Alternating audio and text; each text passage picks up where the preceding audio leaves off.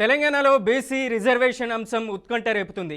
స్థానిక సంస్థల ఎన్నికల్లో బీసీ రిజర్వేషన్లను 42% పెంచుతూ రాష్ట్ర సర్కార్ జారీ చేసిన జీవో నెంబర్ 9పై సుప్రీంకోర్టులో కాసేపట్లో విచారణ ప్రారంభం కానుంది.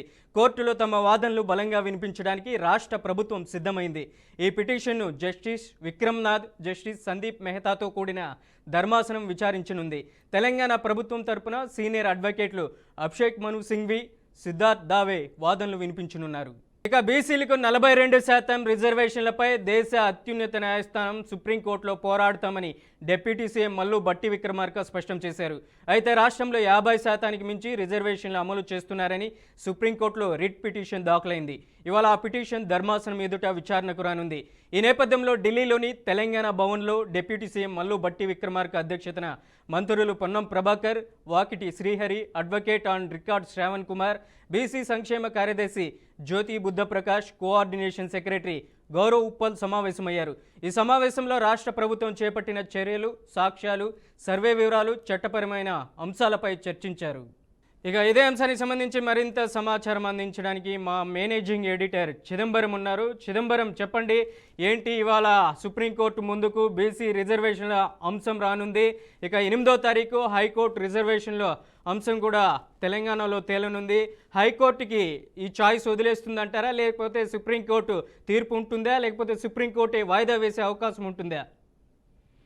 అయితే వాస్తవానికి మన లీగల్ సిస్టమ్ ని కానివ్వండి, మన న్యాయ వ్యవస్థను మనం అబ్జర్వ్ చేసినప్పుడు ఏదైనా సరే కింద కోర్టులో ఏదైనా అంశం పైన తీర్పు రాకముందు లేదా అది విచారణలో ఉండగా పై కోర్టులు వాటిలోకి పెద్దగా ఇన్వాల్వ్ అయ్యే పరిస్థితి ఉంది. ఎందుకంటే ఇప్పటికే హైకోర్టుకు సంబంధించి ఒక కేసు పెండింగ్ లో ఉంది. హైకోర్టు ఆ కేసు ప్రకారం కూడా ఏదైతే జీవో నెంబర్ 9 ఉందో సెప్టెంబర్ 26, 2025లో వచ్చిన దానికి సంబంధించి అది ఏదైతే 50% మించి బీసీ రిజర్వేషన్లు వస్తున్న నేపథ్యంలో 50% మించి రిజర్వేషన్లు వస్తున్న నేపథ్యంలో దాన్ని క్యాన్సిల్ చేయాలి, దానికి సంబంధించిన పూర్తి స్థాయి యాక్టివిటీ నడవాలి అని చెప్పేసి ఇప్పటికే దీనికి సంబంధించి గోరేటి వెంకటేష్, అలాగే సోషల్ యాక్టివిస్ట్ మాధవ్ రెడ్డి, అలాగే మరికొద్ది మంది కూడా హౌస్ మోషన్ పిటిషన్ గతంలో దాఖలు చేసిన నేపథ్యంలో అందులో జస్టిస్ విజయసేన్ రెడ్డి, అలాగే అభినందన్ కుమార్ వీళ్ళిద్దరూ ఏసీసీని రాష్ట్ర ప్రభుత్వాన్ని ఆపోజిట్ పార్టీస్ గా తీసుకొని ఆల్రెడీ కేసు నడుస్తుంది. ఈ కేసు నడుస్తున్న నేపథ్యంలో మరొకసారి ఇప్పుడు సుప్రీంకోర్టుకి ఏదైతే వెళ్ళారో సుప్రీంకోర్టు వెళ్ళినప్పుడు సుప్రీంకోర్టు యూజువల్లీ ఇలాంటి కేసెస్ లో మాత్రం ఏదైతే కింద కోర్టులో తేల్చుకోండి,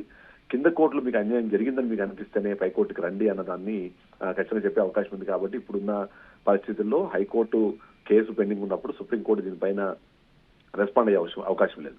బట్ అదే సందర్భంలో హైకోర్టులో పెండింగ్ ఉన్న కేసుకు సంబంధించి మనం గమనించినప్పుడు కూడా 2 రకాల అంశాలు మనకి ఇక్కడ దృష్టిలోకి వస్తాయి. మొదటిది ఏదైతే సెప్టెంబర్ 30 తారీఖులోగా ఎన్నికలు నిర్వహించాలన్న హైకోర్టుకు సంబంధించిన అంశం ఏదైతే ఉందో ఆ అంశానికి సంబంధించిన విషయము. మరొకటి 67% పైగా ఇప్పుడు ఏదైతే రిజర్వేషన్లు వెళ్తున్న నేపథ్యంలో, ఎందుకంటే 42% బీసీలకి, 15% ఎస్సీలకి, 10% ఎస్సీలకి పెట్టినప్పుడు మొత్తం 67% ఇది రిజర్వేషన్కి వెళ్తుంది. కాబట్టి ఆ రిజర్వేషన్ కి వెళ్ళేటప్పుడు 50% సుప్రీంకోర్టు గతంలో ఇచ్చిన వాటికి అది వ్యతిరేకం కాబట్టి దాన్ని వెంటనే తీసేయండి అని కూడా వీళ్ళు అడిగే అవకాశం ఉంటుంది. బట్ సుప్రీంకోర్టు అంటే హైకోర్టులో ఉన్న ఈ 2 కేసెస్ ని అది గమనించినప్పుడు ఏంటంటే ఎన్నికలకు సంబంధించిన అమలు చేయడానికి, ఎన్నికలను నిర్వహించడానికి అవసరమైన కేసు ఏదో దానికి సంబంధించి మళ్ళీ హైకోర్టుకి వెళ్ళాలని చెప్పే అవకాశం ఉంది. కానీ 50% మించిన కేసు ఏదైతే ఉందో, 50% మించి రిజర్వేషన్లు కల్పించిన కేసు ఏదైతే ఉందో ఆ కేసుకి సంబంధించి ఖచ్చితంగా సుప్రీంకోర్టు దాని మీద రెస్పాండ్ అయ్యే అవకాశం కూడా మనకు కనిపిస్తుంది. ఓవరాల్ గా చూస్తే మాత్రం హైకోర్టు, సుప్రీంకోర్టులో 2 కేసెస్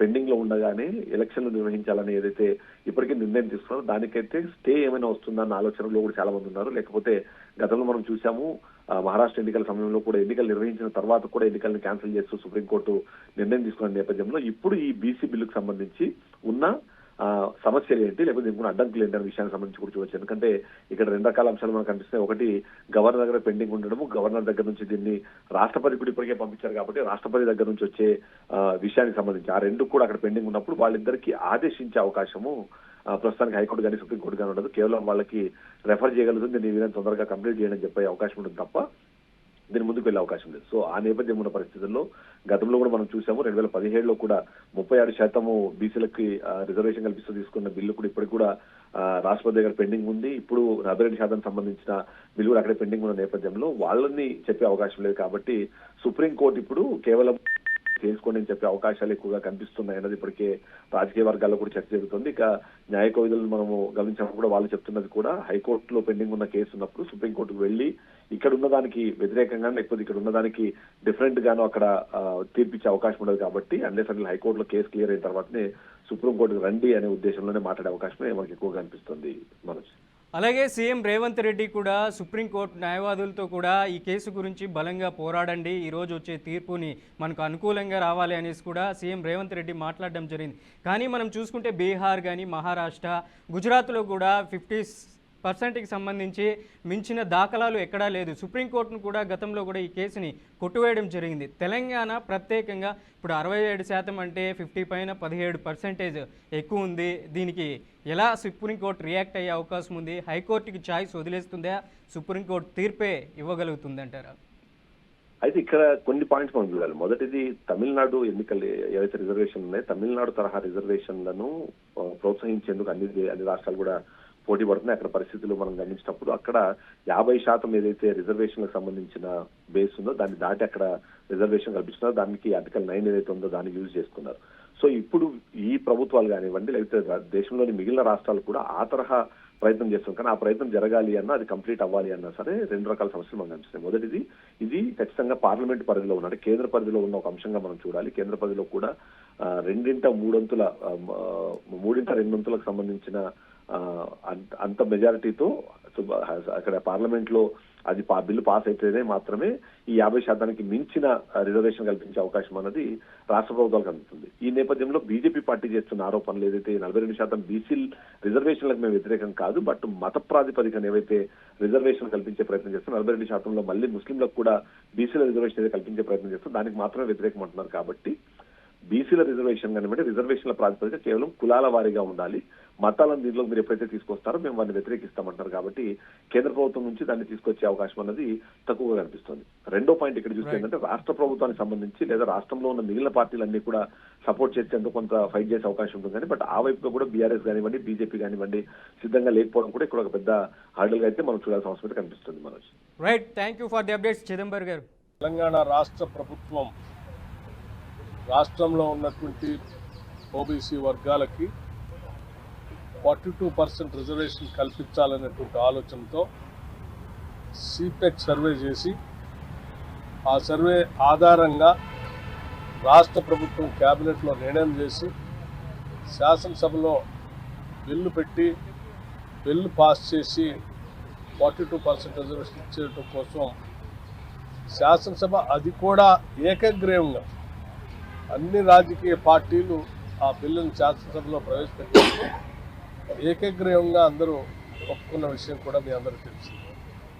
దాన్ని బేస్ చేసుకొని రాష్ట్ర ప్రభుత్వం జీవో ఇష్యూ చేసి స్థానిక సంస్థల ఎన్నికలకి పోతున్నటువంటి ఈ తరుణంలో సుప్రీంకోర్టులో ఒక కేసు దీనిపైన వేసినటువంటి దరిమిల ఈ సుప్రీంకోర్టులో రాష్ట్ర ప్రభుత్వం తరఫున వాదించి దీన్ని ముందుకు తీసుకొని పోవటం కోసం సీనియర్ అడ్వకేట్ అభిషేక్ సింఘ్వి గారిని అట్లాగే ఇతర సీనియర్ అడ్వకేట్లు కూడా రాష్ట్ర ప్రభుత్వం వారందరినీ నియమించుకొని ఈరోజు సుప్రీంకోర్టులో వాదనలు వినిపించడం కోసం వెళ్తూ ఉన్నాం.